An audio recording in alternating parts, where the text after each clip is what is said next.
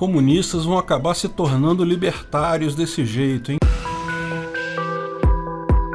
Essa visão libertária é sua fonte de informações descentralizadas e distribuídas. Recentemente foi lançado o livro Criptocomunismo, de Mark Alizart. Nele, o autor pondera que a esquerda não tem dado devida atenção a criptomoedas, porque vê as mesmas como algo de libertários, do pessoal da direita, dos alt-rights. Segundo o autor, as criptomoedas, ao contrário do que pensam a maior parte das pessoas, estão perfeitamente alinhadas com o ideário comunista, pois permitem nos apropriar coletivamente dos meios de produção monetária, parafraseando Marx, lógico, e, como disse Engels, substituir o governo das pessoas pela administração das coisas. Eu acho tão fofinho esse pessoal até hoje usando esses jargões do século XIX, tinha que colocar num museu. Em determinado ponto, o autor fala que Bitcoin é o sonho de Marx se tornando realidade. Olha, realmente parece engraçado isso mesmo, mas vamos ver os argumentos do cara. No livro, ele faz realmente um caso bastante convincente e bem embasado sobre o Bitcoin e outras criptomoedas serem de fato uma forma de revolução.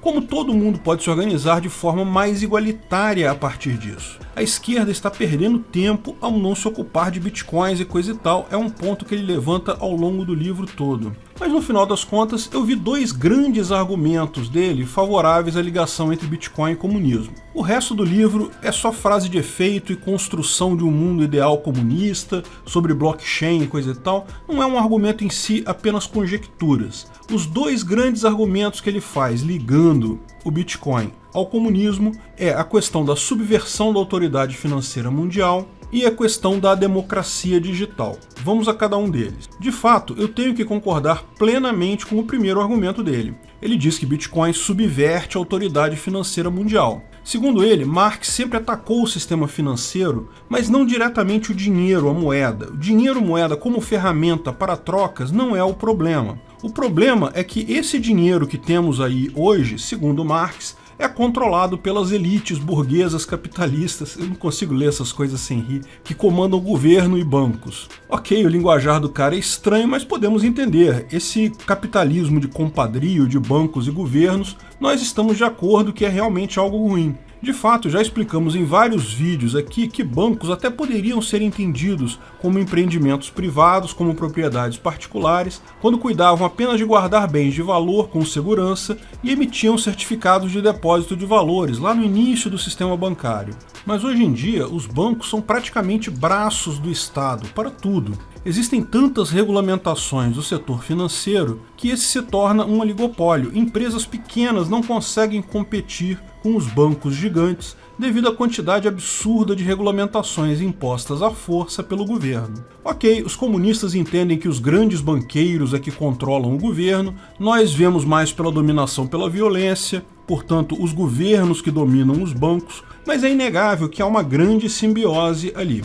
sendo impossível de fato separar onde termina governo e onde começa banco. Nesse ponto, estamos plenamente de acordo quanto ao sistema financeiro ser um problema e quanto ao Bitcoin ou as criptomoedas serem uma saída clássica para ele. Governos usam força para impedir concorrência de fazer frente aos bancos, garantindo alto lucro para esses, enquanto bancos atuam como dedo duros do governo, entregando informação sobre valores das pessoas e facilitando o roubo de imposto. É uma simbiose que garante que essa entidade, governo-banco, controle de forma muito forte o resto da sociedade. Veja, Marx tinha toda uma teoria diferente sobre valor e preço, em que basicamente dizia que o sistema de preço serve como um instrumento do grande capital para esconder o valor real das coisas, enquanto o valor real, absoluto na visão de Marx, constituído exclusivamente pelo trabalho empregado em um bem, era o preço desse trabalho era manipulado por essa elite para garantir a mais-valia, ou seja, assegurar que o patrão pudesse acumular mais capital com o tempo. Lógico, toda essa teoria do valor absoluto já caiu por terra há muito tempo, posto que o valor de nada é absoluto, todos os valores são relativos, a utilidade marginal mostra isso, e embora possamos sim fazer distinção entre valor e preço de algo, o valor continua sendo subjetivo. Cada pessoa valoriza algo numa escala diferente particular dela. Explicamos esse conceito no vídeo Mais Valia Existe? Lá no canal Ancapsu Classic. No final das contas, embora esse tipo de manipulação que vemos na administração financeira feita por bancos e governos seja diferente, ou seja, eles acham que a manipulação é uma, nós achamos que é outra, mas ambos concordamos que ela existe, e que o Bitcoin é uma saída para isso, uma moeda que não pode ser manipulada, nem pelo governo, nem por instituições financeiras. O segundo ponto mais significativo que o autor coloca, porém, eu acho questionável. Ele também aponta que o Bitcoin estabelece um consenso de forma revolucionária, muito superior às formas convencionais humanas que vêm sendo usadas. De fato, coisas como eleição, assembleia, organização, votação direta, coisas desse gênero, sempre tem um problema intrínseco, que é o grupo que organiza tais votações pode ter interesses próprios. Ele atribui a isso o problema enfrentado em várias tentativas de implementação do comunismo. Porque, lembra, no comunismo, ao invés das pessoas mandando como num governo tradicional, deveria haver apenas administradores dos bens comuns da sociedade. O problema é que, frequentemente, essas pessoas que se dizem administradoras acabam perseguindo seus próprios interesses ao invés do interesse da sociedade. Mesmo que votações sejam feitas, quem define a pauta da votação, quem conta os votos, quem implementa as decisões tomadas por todos, acaba tendo um poder muito grande. Havendo uma forma similar de consenso automático tecnológico, poderia-se chegar a uma democracia muito mais efetiva, posto que estariam afastados os interesses e ineficácias das pessoas envolvidas nesse processo. Lembra, em última análise, o mote utópico do comunismo é de cada um conforme sua capacidade, para cada um conforme sua necessidade, ou seja, prega que cada um deve receber o quanto precisa conforme a sua necessidade e pagar o quanto pode, ou seja, entregar todos os seus produtos do seu trabalho para esse bem comum. A grande questão é que sempre decidir quando cada um precisa e quanto cada um pode fornecer é sempre complicado. Em última análise, isso deságua no problema do cálculo econômico. Um administrador não consegue administrar essas coisas todas simplesmente porque não tem informações suficientes para isso. Explicamos o problema do cálculo econômico no socialismo num vídeo também lá no Ancapsu Classic, porque o cálculo econômico é impossível no socialismo. Mas em tese, o que o autor coloca é que o Bitcoin pode perfeitamente continuar funcionando como um sistema de preços e dessa forma atender ao cálculo econômico, porém, ao mesmo tempo, o fato de ter rastreabilidade absoluta pode garantir que a forma como a sociedade gasta seus recursos e aloca esses recursos, ou seja, o quanto cada um precisa e o quanto cada um pode dar, é visto por todas as pessoas. Então qualquer pessoa pode acompanhar como cada recurso é gerado e distribuído. Isso garante ele, além de automatizar as decisões, torna tais decisões auditáveis e a execução das mesmas plenamente visíveis para todas as pessoas. De fato, segundo ele, se você considerar o Bitcoin como um sistema de preços, auditado pela sociedade como um todo, isso é praticamente a implementação do comunismo. Lógico, neste ponto nós libertários discordamos profundamente. Primeiro, porque já discordamos na premissa. Não cabe nem analisar a questão da distribuição igualitária de recursos. Acho que poderia sim ser justo que todos recebessem valores conforme a sua necessidade, se isso for voluntário entre um grupo de pessoas que participam desse acordo. O grande problema é na parte do dar conforme a sua possibilidade, porque trata o quanto cada pessoa produz com o seu trabalho como algo absoluto, quando não é. Pessoas produzem pouco quando não têm estímulos para produzir, pessoas com baixo conhecimento tendem a produzir menos, enfim, pessoas produzem muito mais quando são estimuladas a isso. E não há estímulo melhor do que a possibilidade de usufruir os frutos do seu próprio trabalho. No final, a baixa produtividade, junto com a roubalheira na administração, é o que causou a queda de todas as sociedades que um dia se pretenderam comunistas. O autor até reconheceu a roubalheira que acaba permeando qualquer entidade do tipo governo, principalmente num governo socialista ou comunista. Mas falha em apontar a baixa produtividade, a falta de incentivo para cada indivíduo produzir mais. E isso também é consequência direta da coletivização. A questão toda é que comunistas focam muito em planejar a distribuição dos valores como se isso fosse a parte importante, eleições, assembleias, vamos decidir quem fica com cada recurso, quem vai ganhar X, quem vai ganhar Y. Eles esquecem que, no final das contas, essa não é a parte importante. A parte importante é a geração de riqueza, é incentivar pessoas a trabalhar, a criar, a se desenvolver. Isso sim é o que gera riqueza. E nisso há pouco que possa se fazer, além de oferecer a liberdade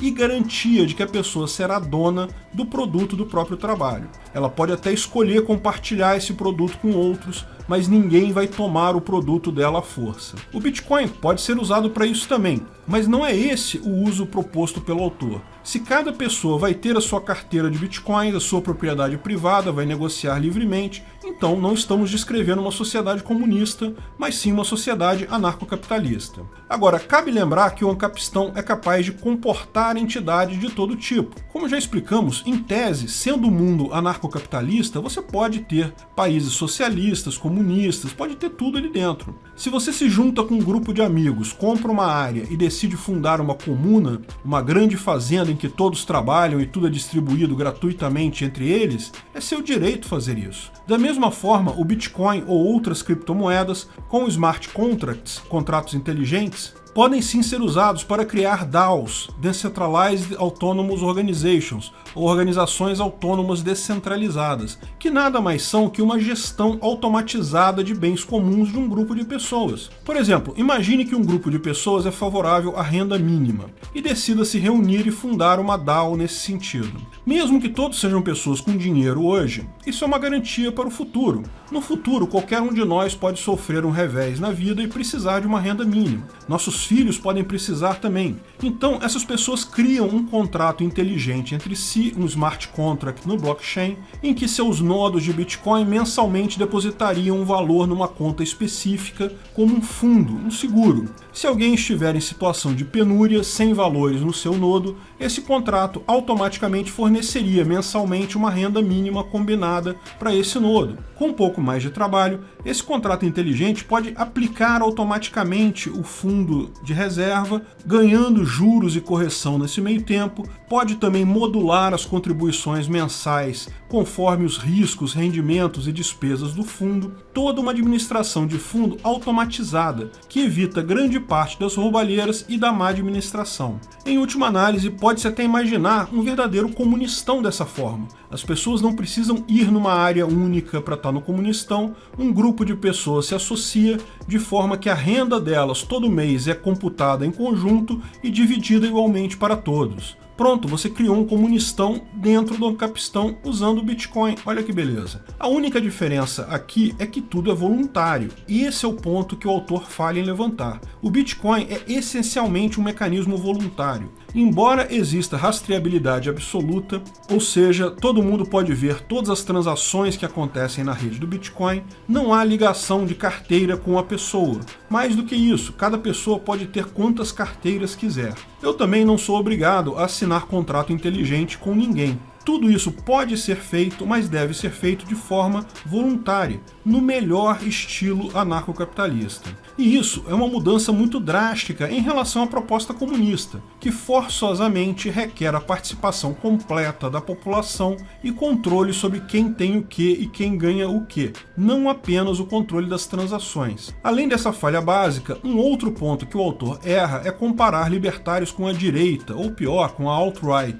Imagina o autor, certamente por desconhecimento, que a alt-right seja entusiasmada com criptomoedas. Podem haver alguns que são, mas esse não é o fato da maior parte das pessoas. Ao contrário, os poucos fóruns de alt-right que eu tive acesso, muitos consideram o Bitcoin como mal, uma arma dos globalistas que querem usar isso para controlar o mundo. De fato, para um nacionalista, alguém que se importa com a sua pátria, com o seu país, ou até com a sua raça, vá lá, ter uma moeda global que todo mundo pode usar não é uma coisa muito boa. E por fim, cabe lembrar que o livro também foi profundamente criticado por comunistas e socialistas, digamos, mais tradicionais. Os argumentos, desde a mineração do Bitcoin visa lucro até Bitcoin não é uma tecnologia verde, foram levantados. Se você acha que nós libertários somos desunidos e temos pautas contraditórias, meu amigo, Eles estão muito pior nesse aspecto. O fato é, no final das contas, é que o Bitcoin é uma ferramenta. E como toda ferramenta, pode ser usada para muitas coisas. Ele não pertence a ideologia alguma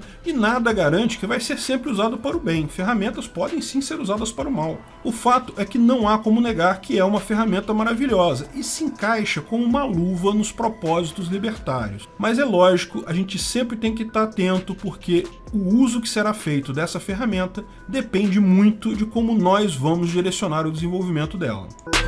Obrigado por sua audiência. Esse artigo foi sugerido por Otávio Azevedo, escrito e narrado por Peter Turguniev.